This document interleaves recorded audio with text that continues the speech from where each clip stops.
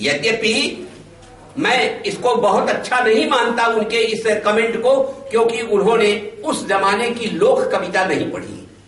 वो कविता उन्होंने नहीं पढ़ी जो गांव गिराव में लिखी गई थी। यदि उस कविता तक पहुंचे होते तो शायद ऐसा कमेंट न करते।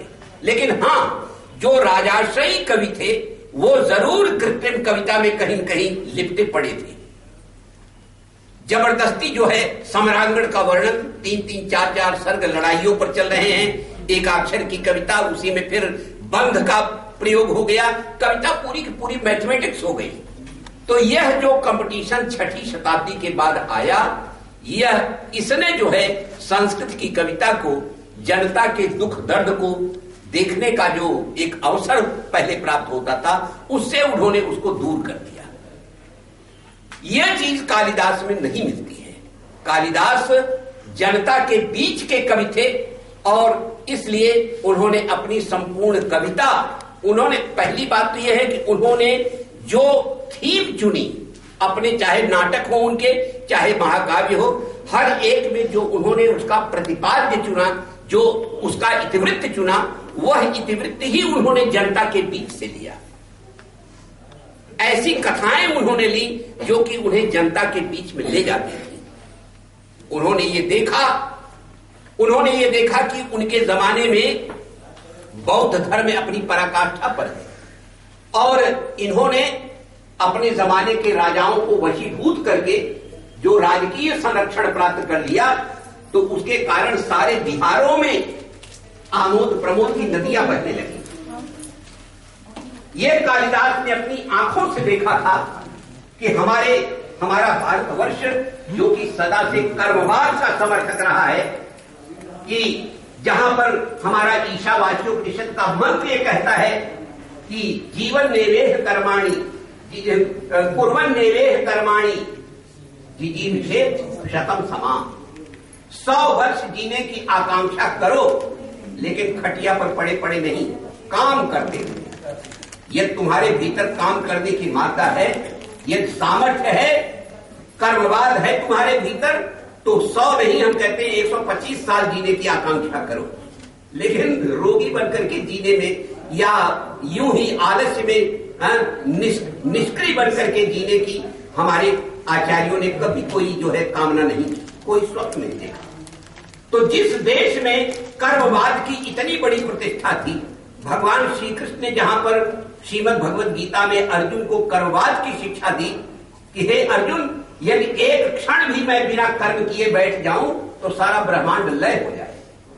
ये मैं काम कर रहा हूं माने मेरे कारण हवा चल रही है, मेरे कारण आग जो है खाना पका रही है, मेरे कारण आकाश में इतना अवकाश है, मेरे कारण सारी, क्योंकि सारी सृष्टि जो है भगवद रूप है।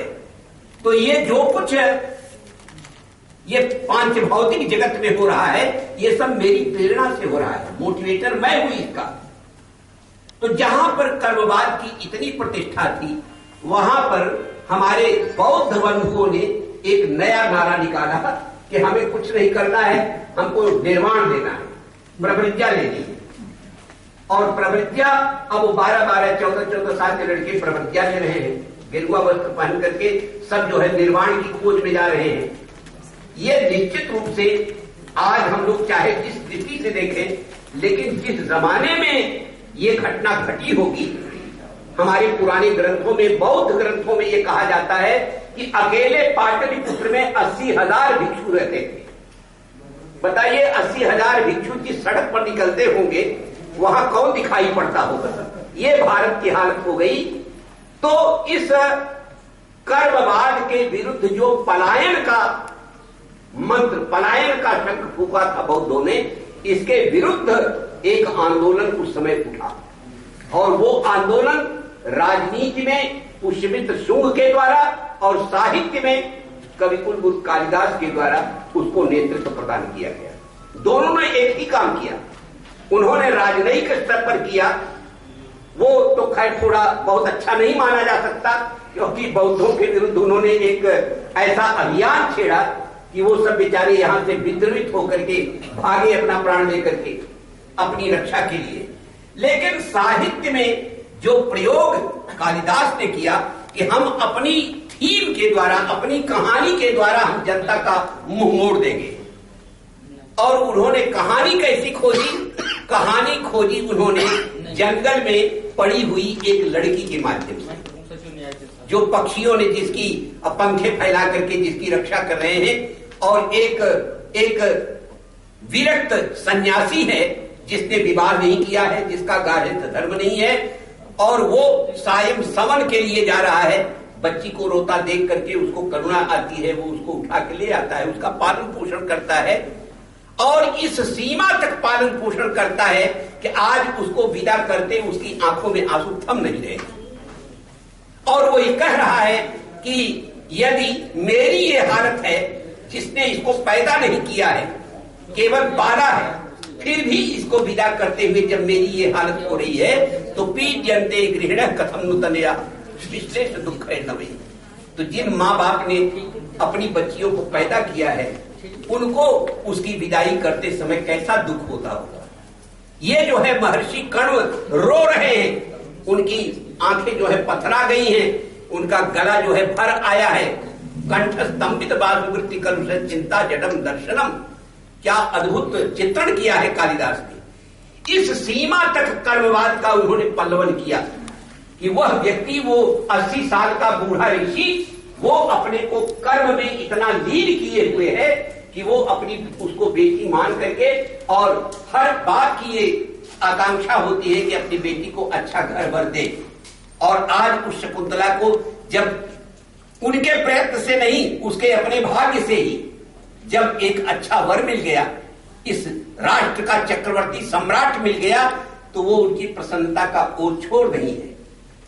लेकिन उस अपने दायित्व को किस सीमा तक वो अनुभव कर रहे हैं, ये बताने के लिए कालिदास कहते हैं कि जब शकुंतला कहती है कि पिताजी इन दोनों में से किसी एक को तो मेरे साथ ससुराल भेजिए, तो कहते हैं कि बच्चे इमे अपि प्रदे, बेटी अभी तो इनके भी हाथ पीले करते हैं ना, यानी अभी मेरे दायित्व का अंत नहीं है, केवल तुम्हारे चले जाने से, तुम्हारी विदाई से मेरा काम समाप्त नहीं है।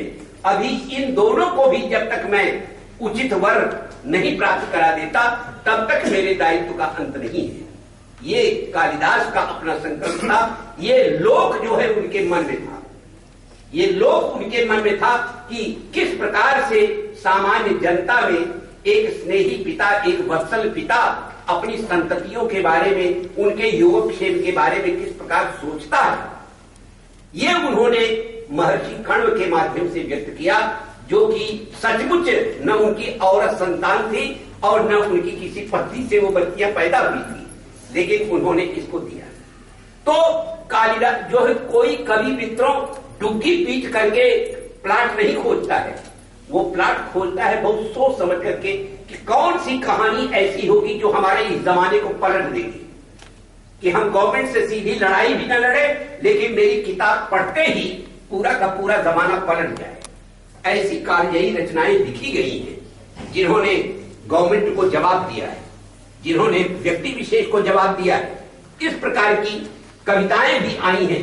तो कालिदास ने जो अपने महाकाव्यों और नाटकों में जो कहानियां ढूंढी, वो कहानियां ही बताती हैं कि वो लोक के कितने बड़े हिमायती थे। चाहते तो वो भी अपना कोई कथा ले लेते बाणभट्ट की तरह, जिस कथा से हमारा यहाँ का जिंदगी जन्म कोई संबंध नहीं, कहाँ सुवर्णपुर है, कहाँ वो गंधर्व है, कहाँ किस घराने की वो कन्याएं हैं। हम लोग तो कुछ नहीं, वो एक चितसारी में घूमते रहते हैं, जैसे वो जमीन की बात ही नहीं कर रहे हैं। लेकिन कालिदास ने केवल जमीन की बात की, पृथ्वी की बात की, और जनता की, सामान्य जनता की बात की। अब उन्होंने लोक का चित्रण तो किया, लोक को उन्होंने लिया, लेकिन लोक अपने आप में एक बहुत बड़ी पहेली है। लोक आप किसको कहेंगे? लोक क्या है? सामान्य रूप से तो हम यही समझते हैं कि लोक्यते इति लोकः, जो अपनी आंखों से दिखाई पड़ता है वही लोक है, और सामान्य रूप से अपने चारों ओर विद्यमान जो हमारा समाज है, हम उसी को लोक मानते हैं। लेकिन फिर लोक की और भी ज्यादा उसकी विस्तृति है, क्योंकि लोक वह भी है जो आंखों से दिखाई पड़ता है, लोक वह भी है जो हमारी आंखों से नहीं दिखाई पड़ता है। जो अदृश्य लोक है, उस अदृश्य लोक में देवताओं का समाज है, किन्नरों का समाज है, गंधर्वों का समाज है, जाने कितने प्रकार के समाज है, जाने कितने प्रकार के लोक हैं। लोक हमारे शरीर से बाहर भी है, एक लोक हमारे शरीर के भीतर भी है, अंतरलोक है। तो लोक कोई मामूली शब्द नहीं है और उसके कॉनोटेशन में, उसके भावार्थ में अपार मतलब अर्थवत्ता छिपी हुई है। तो क्या कालिदास ने किस प्रकार के लोक को लिया और कैसे उन्होंने उसकी मर्यादा का निर्वाह किया, यह एक बहुत बड़ी बात है। मैं समझता हूं कि इस माने में कालिदास का कोई सानी नहीं है, क्योंकि उन्होंने अपनी कविता में लोक का एक भी पक्ष नहीं छोड़ा। जितना भी उनका कर्तृत्व है, आप उसको पढ़ें तो आप उसमें देवताओं का चरित्र भी पाएंगे, गंधर्वों का भी पाएंगे, किन्नरों का भी पाएंगे, मनुष्य का तो पाएंगे ही पाएंगे। जो सेमी गॉड्स हैं, अर्ध देवता हैं, जैसे शकुंतला इत्यादि, इन सब का भी चरित्र आपको मिलेगा। यहां तक कि पामर बसतियों की भी बात उसमें मिलेगी। उसमें धीवर भी है कहीं कहीं, जो कि बहुत ही सामान्य तबके का व्यक्ति है। तो लोक के जितने पक्ष हैं, उन सब से कालिदास का बहुत ही घनिष्ठ संबंध था।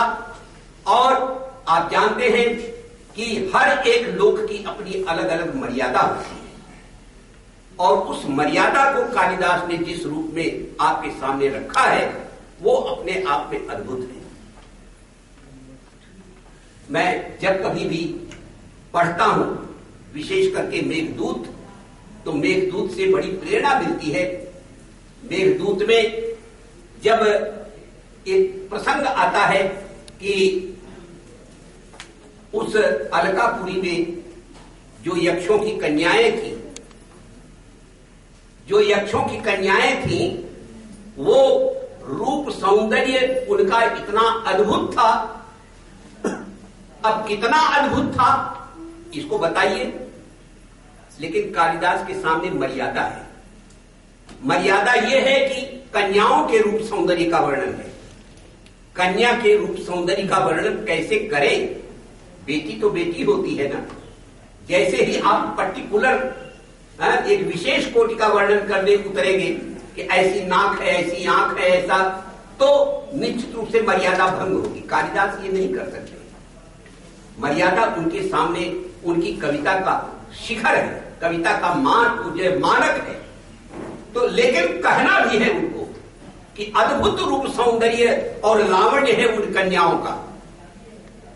तो उन्होंने एक रास्ता निकाला और कहा कि जहां पर कन्याएं ऐसी हैं, संक्रीडन्ते मणिभिरमर प्रार्थिता यत्र कन्या। ये सौंदर्य देखिए कवि किस प्रकार से अपनी बात को कहता है। कन्याओं की बात कह रहे हैं और एक शब्द, केवल एक विशेषण लिया, एक विशेषण लेकर के मानो सब कुछ उन्होंने कह दिया कि मंदाकिन्या सलिल शिशिरैः सेव्यमाना मरुद्भिः मंदाराणाम अंतटुहाम छाया वारिदोषणाम अन्वेष्टव्यैः कनकसिकता मुष्टि निक्षेप गूढ़ैः संक्रीडन्ते मणिभिरमर प्रार्थिता यत्र कन्या। यक्षों की कन्याएं मंदाकिनी नदी के तट पर खेल कर रही हैं, क्रीड़ा कर रही हैं। और क्या क्रीड़ा हो रही है? और सब तो छोड़िए, उन्होंने अन्वेष्टव्यैः कनकसिकता मुष्टि निक्षेप गूढ़ैः, सुनहरी बाजू को अपनी मुट्ठी में भरकर उसमें मणि छिपा दिया है, दोनों में। और अब कह रही है कि बूझो किसमें है मणि। अन्वेष्टव्यैः कनकसिकता मुष्टि निक्षेप गूढ़ैः मणिभिः अमर प्रार्थिता कन्या यत्र संक्रीडन्ते। ऐसी लड़कियां, ऐसी यक्षों की कन्याएं आपस में खेल खिलवाड़ कर रही हैं, ढोलिया खेल रही हैं कि बताओ किस मुट्ठी में है वो मणि। और कैसी कन्याएं हैं? बस एक शब्द कह दिया, अमर प्रार्थिता। देवता भी हाथ जोड़े खड़े हैं विवाह के लिए। आप उन्हें देखिए, हमें देखिए, अमर प्रार्थिता।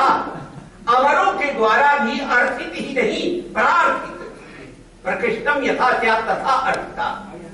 समझ? इसमें प्र उपसर्ग जो है देवताओं के जिस दैन्य वैवश्य और जिस मतलब उनकी कामनातिशय को व्यक्त करता है वो अपने आप में अद्भुत है। एक एक हमारे यहाँ का जो छोटा छोटा अंश है भाषा का, वो जाने क्या से क्या पैदा कर देता है।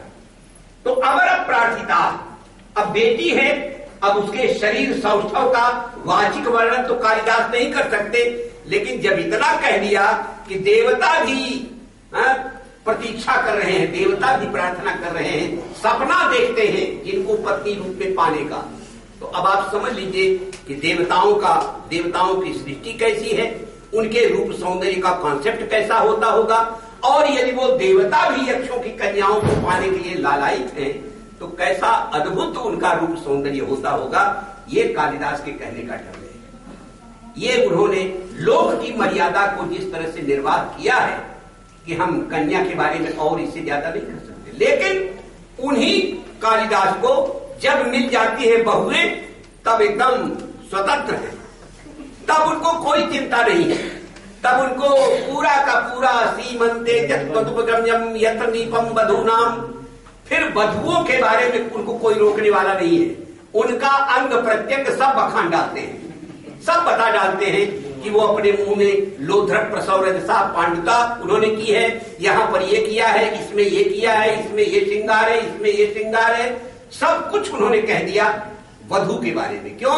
क्योंकि वधु वो किसी की सगी नहीं होती, उसका एक स्वतंत्र रूप है, वो पूरे समाज के सौंदर्य का प्रतिमान है।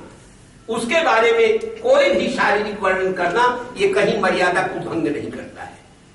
और वही कालिदास जब यक्षों की अपनी जो खांटी संस्कृति है, जहां पर वर्जनाएं नहीं है मनुष्यों की तरह, मनुष्यों की वर्जनाएं तो ये है कि कोई व्यक्ति किसी महिला के साथ यदि वैवाहिक संबंध नहीं है तो देखा नहीं जाना चाहिए, और इसलिए वो दिखाते हैं कि गत्युत्कंपात अलग पतित यत्र मंदार पुष्पई नैशो बारह सवितुदय सूचिते कामिनीना। कितना संभाल करके उन्हें अपने प्रेम संबंध का निर्वाह करना पड़ रहा है, वहां पर वो भय का वातावरण है। लेकिन यक्षों का समाज, किन्नरों का समाज, जहां पर ये वर्जनाएं नहीं है, वहां पर वही कालिदास खुल करके कहते हैं कि वैभ्राजाख्यम बहिरूपवनम कामिनो निर्विशंति। कैसे? विबुध वनिता वार मुख्या सहाया, विबुध वनिता वार मुख्या, जो देवांगनाएं हैं जो कि वार मुख्या की तरह आचरण कर रही हैं, उनको साथ लेकर के एकदम वो समाज है जो आज आपके महानगरों में जो संस्कृति दिखाई पड़ती है, समझा? जिस तरह से कॉल गर्ल्स दिखाई पड़ती है, किसी के भी मनोविनोद के लिए कहीं चला जाना, किसी के साथ जो है घूमना टहलना, उस प्रकार का भी समाज कालिदास के सामने है। लेकिन वो समाज मानव समाज नहीं है, देवताओं का समाज नहीं है, वो समाज किन्नरों का है। किन्नरों के यहाँ इस प्रकार का कोई बंधन नहीं है, लिहाजा वहां पर वो आपस में घूमते हैं, टहलते हैं, और क्या है कि त्वद्गम यस्याम यक्षा सितमणिमयान्येत्य हरमस्थलानि ज्योतिष छाया कुसुम रचितानि उत्तमस्त्री सहाया, उत्तमस्त्री सहाया आसेवन्ते मधुरति फलम कल्प वृक्ष प्रसूतम त्वद्गंभीर ध्वनि शनकै पुष्करेष्वास्तेषु। हे मेघ, जब तुम नगाड़े की तरह धड़कना शुरू करते हो, गड़गड़ाना शुरू करते हो, तब वो जो है खुले आकाश के नीचे बैठ करके कदम से उतारी गई मदिरा जो है बैठ करके छक करके पीती हैं अपने प्रणयियों के साथ। कालिदास को ये वर्णन करने में भी कोई संकोच नहीं है, लेकिन हाँ, समाज वैसा होना चाहिए। कालिदास की कविता का ये सबसे बड़ा पक्ष है मर्यादा का, कि जैसा समाज है, जैसा जो है लोक है, लोक का जैसा रूप है, अपने को उसी रूप में उन्होंने ढाला है, और उनकी मर्यादाएं अलग हैं, देवताओं की अलग हैं, यक्षों की अलग हैं, किन्नरों की अलग हैं, मनुष्यों की मर्यादाएं अलग हैं, और सामान्य जो जनता है, सामान्य जनता जो दिहाड़ी मजदूर हैं, जो इस तरह के लोग हैं, पामर जिसे कह सकते हैं, उनका समाज अपना अलग है। यद्यपि उनका वर्णन कालिदास को बहुत कम करने का अवसर मिला है, लेकिन जहां कहीं भी इस तरह के पात्र आए हैं तो उनकी जो संस्कृति है उसको कालिदास ने उस रूप में ढाला है। तो ये जो है लोक की जो अनुमिति है, लोक को लेते तो सब लोग हैं, लेकिन प्रायः देवताओं के जो वैशिष्ट्य है उसको लागू कर दिया मनुष्य के ऊपर, मनुष्यों का जो व्यवहार है उसको जो है चरितार्थ कर दिया देवताओं के ऊपर। कालिदास की कविता में यह नहीं है। कालिदास की कविता में बिल्कुल स्पष्टतः एक लक्ष्मण रेखा खींची दिखाई पड़ती है और प्रत्येक समाज एक दूसरे से अलग दिखाई पड़ता है।